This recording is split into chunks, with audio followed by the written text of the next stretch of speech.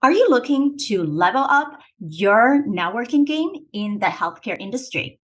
Today, we discuss practical tips and strategies to helping you to build partnerships and attract talent. Stay tuned. Healthcare entrepreneurs, are you ready to rewrite the rules for your business so you can have more time off, a great team, and more income while creating a positive social impact? Then you are in the right place. Welcome to The Provider's Edge. I'm your host, Sabrina Rumbach. I'm a provider, an international peak performance keynote speaker, and a best-selling author. Let's open the gateway to profitability for you today. My guests and I help healthcare entrepreneurs and startup founders like you break through barriers so you can control your business, control your life, and control your future. This is your defining moment to be a disruptor in healthcare. Welcome to another episode of The Provider's Edge. I'm your host, Sabrina Rumbach, and today we have Lillian with us. She is a physician associate of 15 years and mom of 2 young kids, and she created CME Spot, which is a search engine for destination CMEs to help save time and provide convenience when searching for the right CME conferences. Right before we start the show, seems like we go to conferences a lot, and especially end of the year seems to be the high peak conference season. And especially in September, I went to 5 of them and spoke on 4 of the stages. And then you get all this exciting emotion into it. But how do we use conferences in the best way that we can and actually gain result, not just these CME credits, filling out your surveys and be done, having a certification, but truly gain the experience of property networking, collaboration, creating win-win situation. And that's what we're really hoping to show you guys and then highlight what Lillian have created for us. So thank you so much for being here.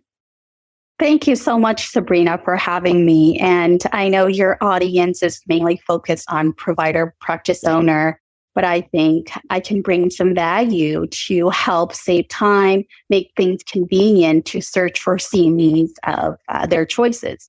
Because as providers, we all have to attend CME conference and fulfill these required credits, right? But it doesn't have to be just about getting the 50 or whatever credits that you need, but it's about recharging, reconnecting, networking, and also help prevent provider burnout. I had a problem. I was just taking too much time looking for the right CMEs for me, and I had to look at the locations and the dates and the specialties. And so I came up with a solution, being minded with time saving and solution minded, because as medical providers, we wear a lot of hats. We're moms, we're wives, we're husbands, we are medical providers, business owners, but also we run our household. But often we feel guilty for traveling or going on vacation. And a lot of times you don't want to come back to a full in basket, right? But a lot of times you don't want to leave your patients. So I find that traveling for CME is a really good compromise. You're doing things that, you're going to classes that you have to, but also taking the time to explore and connect, recharge with your family and network with colleagues, and build a network to help you live a fulfilled life, be in business, be in personal, or be in, your professional life. So true. And how long have you been creating this platform for people? We are at our infancy stage. We started, the seed kind of started less than a year ago. And my husband, I was online looking for a CME in Hawaii. And my husband, I was just taking hours to look for this specific date. And he said, how come there isn't a website for, all of these CMEs? And I said, you're right, there isn't. So from the start to launching the website, it took us around 8 months or so. And we only launched the website three months ago. And I'm really excited to share what we can do. And it's a way to save time, but also a way to network. And we want to be your one-stop location for all your CME needs. Exactly. Definitely. I have an executive assistant that does all the search for me, the right places to go, the right connection, especially as a speaker. Yes, you can talk about a lot of things. People love to be engaged, but we also wanted to know we're in front of the right crowd, whether we're there for legislative issues, fought for what we can do, how we can serve our patients, versus you're there to grow in the executive leadership versus going for more of the community feeling of who else in your state that you would be great to connect with, or perhaps that subspecialty, everyone in primary care, everyone in cardiac surgery. Then we can talk in similar languages, in a similar fashion. So it's amazing that you guys have finally put this out together. And even though it's new, and running a business is the same thing. Doesn't matter we have a physical location we're in or we have online platform. At the end of the day, we're serving a specific set of population. And that also understanding is we need to be sustainable. You have your back end expenses, even though you don't have to have an office space, you still have to spend the marketing, the make sure the SEO works, creating the right content, having the people, labor to do the search, to put it together in a make sense way. So what has been some of the challenges and wins for you as you're putting all this together? Oh, that's such a great question. Well, for me, I felt like I've never had an entrepreneurship mind, right? And getting into that mindset is really important because, I was going online and doing this data mining. It was taking hours and hours. And that's after 8 hours of work. And that's after putting the kids to sleep. And so we have a very limited amount of time to do this work. But this is my passion. And the hardest thing is, like I said, it's time management, right? And so I had to step back and say, I'm just me. So I was very impatient in the beginning. I'm like, okay, this needs to be done. This needs to be done. But there's the website management, the content creating, the networking, and also trying to get the name out there because we're so new. But the most challenging is actually having that entrepreneurship mindset and also what I call an imposter syndrome, right? And I think all businesses or business owners or entrepreneurs have that imposter syndrome. Who am I to be the expert? But I said, I've been traveling for 15 years as a PA, as a provider.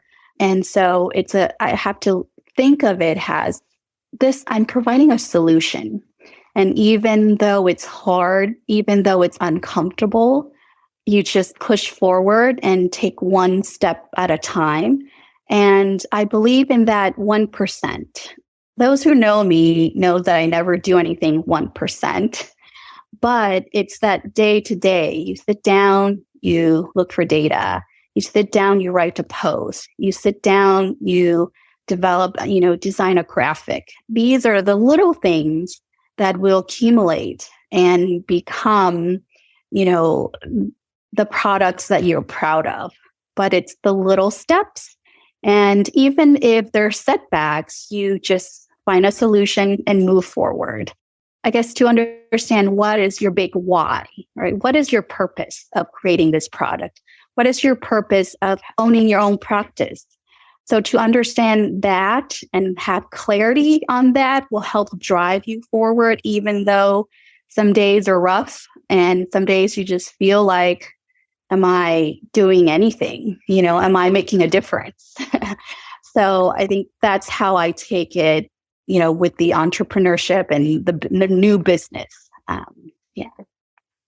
Yes, you're hitting in the right place that many people, even they're very high functioning, they have the title, they have created different paths of value, they still have that imposter syndrome. It's because in positive psychology, we talk about 10 different ways that we get into our own way. We call them saboteur muscle. So we have to diminish that. And one of those are what we call the stickler. So the stickler is traditionally, we call them the perfectionist. So we have a concept in our head what that perfect image, the perfect output, the perfect result could be. But we don't actually know what other people see. We just have an internalized understanding. So we're trying to constantly beat ourselves to next high level, next big thing, and it's hard to maintain. And one good thing that I really applaud you on is that concept of smaller incremental steps. The research really shown us the cycle of what we need to do. And it's not you have competency, then you act, but it's to do that small step repetitively. Once you do that, that's what you actually build the competency, because it's through your small steps, you can actually self-correct. You can actually see the result. And then that competency will give you more confidence. That confidence will help you to do more. So that cycle really starts by doing, not by having the confidence already. And that's a crucial thing for anybody, whether you're beginning of building your healthcare practice, a business, even a startup, versus people who are senior when they start thinking, oh, what's the next hype? What? There's new project. There's new way we can better engage with our patient. There's new way that I can better engage with other doctors in my area, right? And it's just all these newer hyper excitement, but we have to make sure we do it in a way that makes sense for us. And I'm glad that you have partner. I believe you said you have a partner in this with you, so you can at least hand off some of the work so you don't get into that chaotic state. And then, so even as you're new, so share with the other people who are newer on their entrepreneur journey. What did you find that worked best for you when your primary goal right now is client engagement, right? Connecting with other people more. What has worked best? I think part of it is, you're right, just to do, right? I remember sitting there trying to create a Canva graphic, and it had to look perfect, and the wording has to be perfect. But you're right. It's the ability just to create what you believe in and then execute it. And then if you need to pivot, then you pivot. But I would consider myself somewhat of an introvert. And to get out of this space, you have to have this button to turn on. And I remember, I'm the type who sits back and just observe. And recently, I actually went to these conferences and approached providers. And it's very intimidating, right? And my advice for these new entrepreneurs and just anyone who wants to go into business is just networking and having connection.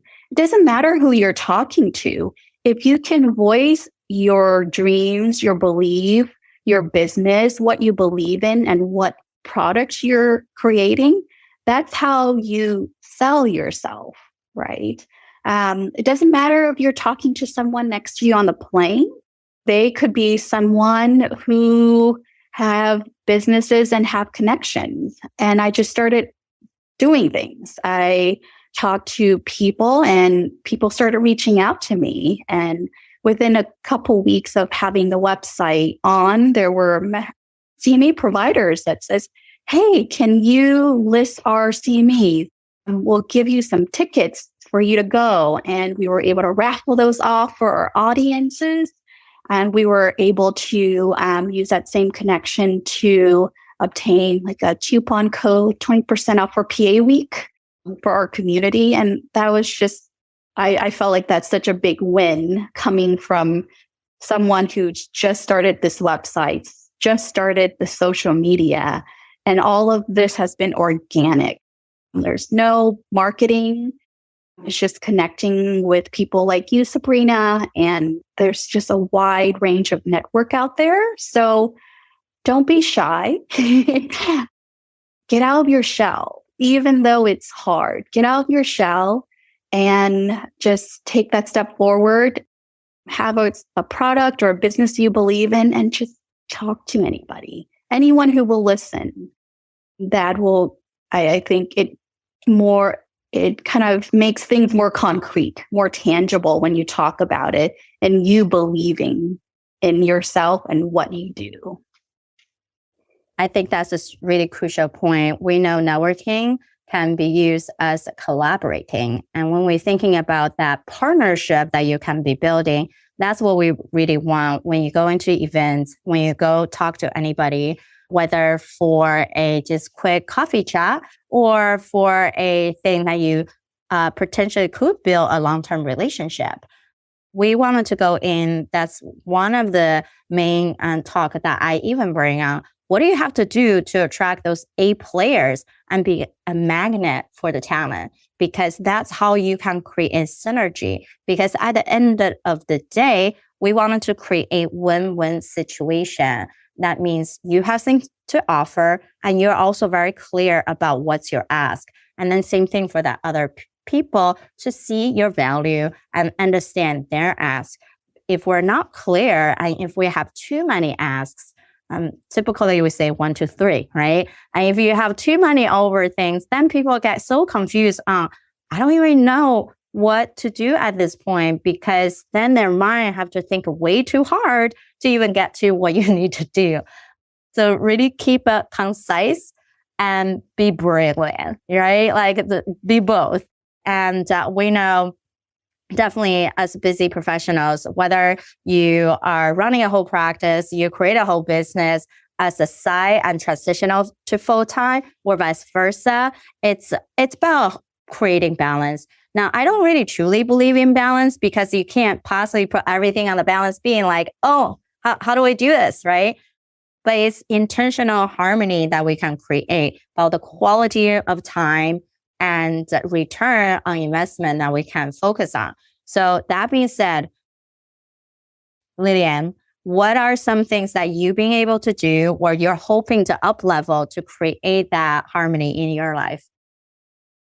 Well, I truly believe that living a fulfilled life is important. And what that definition is different for everybody, right? What is your fulfillment? What is that definition for you?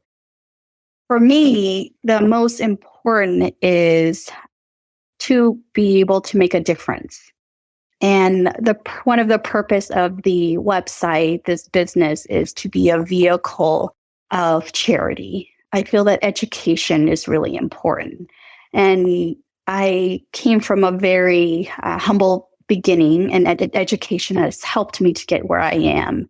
And I would love for the CME Spot to be able to generate enough income where we can provide opportunities for future medical providers, healthcare professionals, as in scholarship. I volunteer for a few medical missions. I also help, raise funds to build schools in third world countries.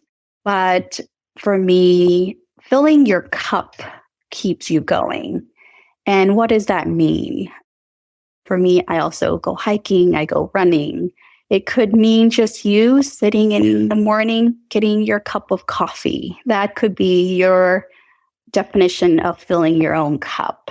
But I do believe that you have to fill yours first before you can fill anybody's, including your patients or even your business, right?